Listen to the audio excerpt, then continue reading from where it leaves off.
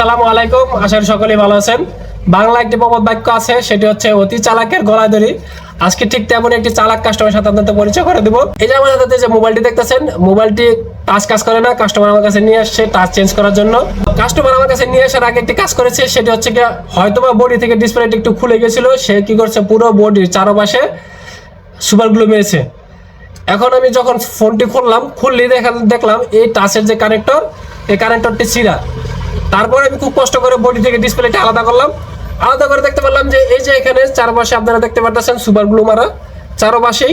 Body থেকে ডিসপ্লেটি খোলার পর আমি যখন ডিসপ্লেটি কাটতে গেলাম, তখন দেখলাম এই যে মাঝের অংশ যে দেখতেছেন, এখানে সুপার গ্লু মেরেছে। তো কাস্টমার তো সুপার গ্লু মেরেছে, তো মেরেছি, আমার মনে 2-4 বোতল একসাথে মেরে ফেলেছে। তা না হলে এখানে সুপার গ্লু যাবে কেন? এত কিছু হওয়ার পরও আমি কি করলাম, টাচটি কাটার জন্য একটু চেষ্টা করলাম। তো চেষ্টা করার ফলে এই যে দুটি অংশ, এই যে এখান দিয়ে একটু কাটতে সক্ষম হয়েছি।